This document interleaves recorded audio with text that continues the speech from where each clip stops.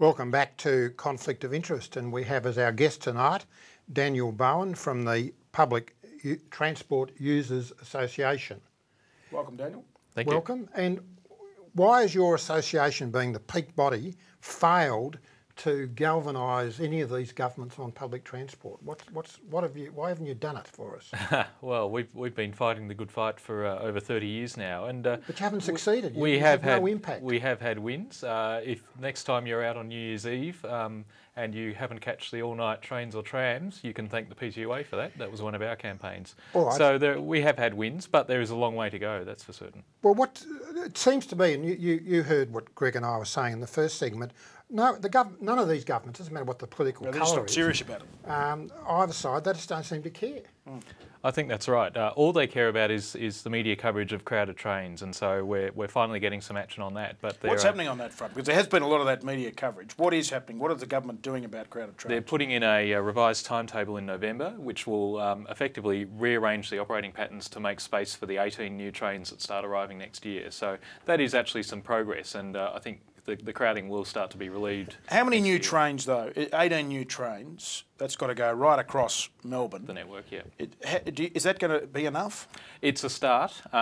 We would argue that if we're going to see more and more people getting on the trains as we have done in the last 5 years, we probably need another 10 trains each year to keep moving into service. Yeah. You've got to keep rolling with it to relieve the crowding, because if petrol will keep climbing, Melbourne is a growing city, there is bound to be some extra pressure on the trains and the trams and the buses as well, but the trains is where we're particularly feeling it now.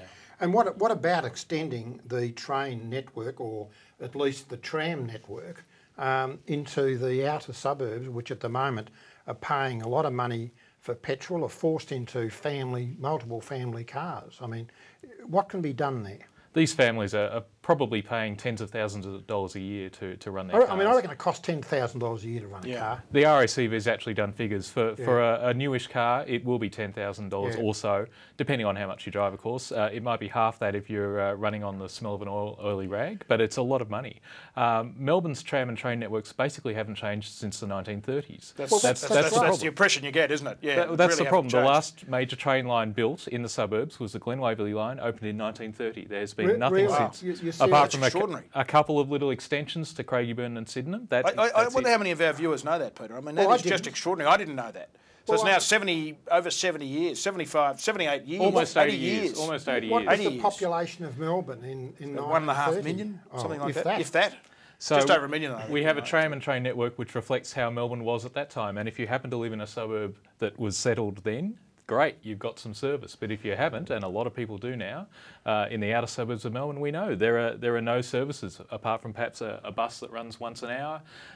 That's no substitute for car travel. Daniel, I mean, you guys must look at what's happening around the world and keep in touch with global trends and your colleagues overseas. Are there any cities that are getting it right in terms of public transport? There are cities of comparable size. Cities like Melbourne, which are spread out. Yeah. Spread out, yeah. There are cities, some of the Canadian cities are doing great guns. Vancouver and Toronto, they've long had a public transport culture that says the government will keep investing, keep building new lines, extend frequent buses, not these hourly buses that we see around Melbourne. Even in Australia, cities like Perth are building new railways. Yes. They've just opened a new one. They're starting the next one now. They also have a great free bus service in Perth that goes up around West Perth. It's fantastic. So is it true to say that Perth is building railway lines when for practical purposes we haven't built them since 1930? Yeah, that's right. Perth has basically doubled the size of its rail system since the 1980s. And although they're coming off a low base of public transport use, they're growing much faster than we are. But why aren't we doing? I mean, Peter asked you the question at the start. I mean, you're the peak group.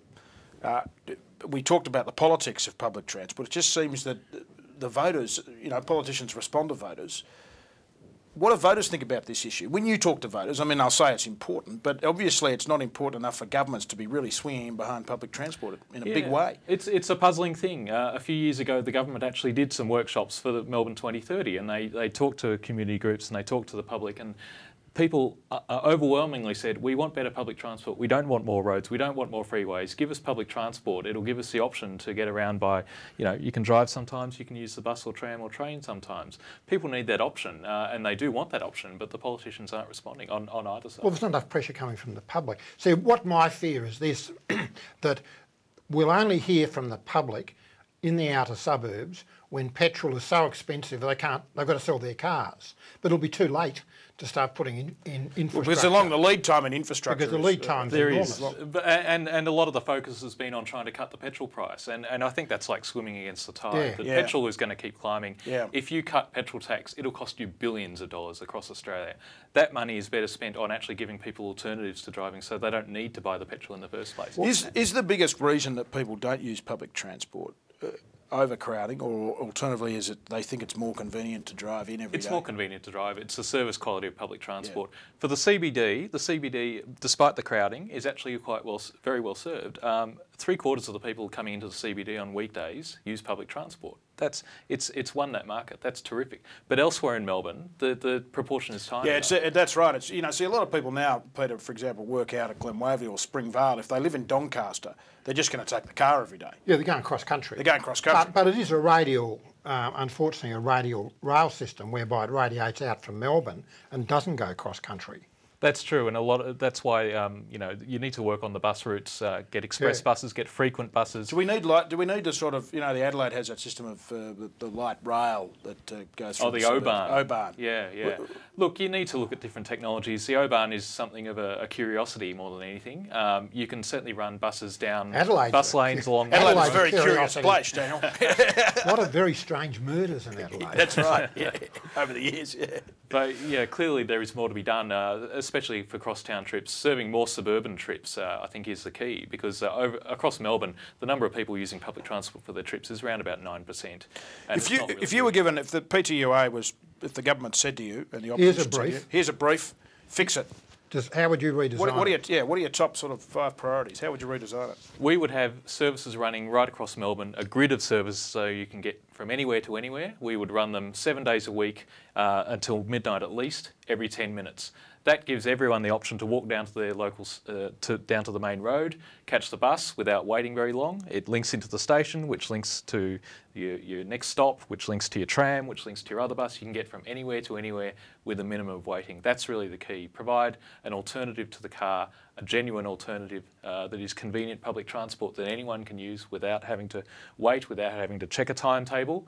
That's what will make a difference. Right, can I just throw this in? Melbourne-Sydney high-speed rail link. Why can't we have that? It's one of the busiest air routes in the world between 2 big cities. Now, no doubt you've travelled on, as I have, the TGV in France, the Shinkansen bullet train in Tokyo. I maybe not quite as well travelled as you, but I've certainly used high-speed rail around Europe. And it is unbelievable. Now, and it goes city to city. There's none of this problem of driving in Melbourne to the airport because there's no train. Surely we need that. I think, especially now, we're talking seriously about greenhouse gases and trying to reduce that. The amount of greenhouse from the aeroplanes flying between Melbourne and Sydney and the other major capital cities makes it worth looking again at fast rail. Well, I've got a solution for that, for greenhouse gas. I reckon we shoot all the vegans. The what? The vegans. Vegans. You've been very circumspect tonight. You've been very circumspect. Well, they create so much gas. We've finally got. They do nothing but fart. We've got to wrap this topic up in a minute. So you strongly support a intercapital. I think it's got to be looked at. It's got to be looked at. It was looked at about. I worked in the government looked at it 10 years ago, and it's always just driven by basically political reasons. And who owns the land? Who which owns the land? goes through. Exactly. Yeah. Daniel, thanks for coming in. Public transport's an issue that our viewers and everybody, I think, has something to say about. It's important. Whether it is fundamentally important. It's vital to the livability of a big city like Melbourne. And you've left us with a staggering statistic, and that is it's worth repeating that since 1930. Apart from a couple of minor extensions, there has not been one new rail line built in Melbourne. When we come back, we might pick up on that topic and wrap this topic up.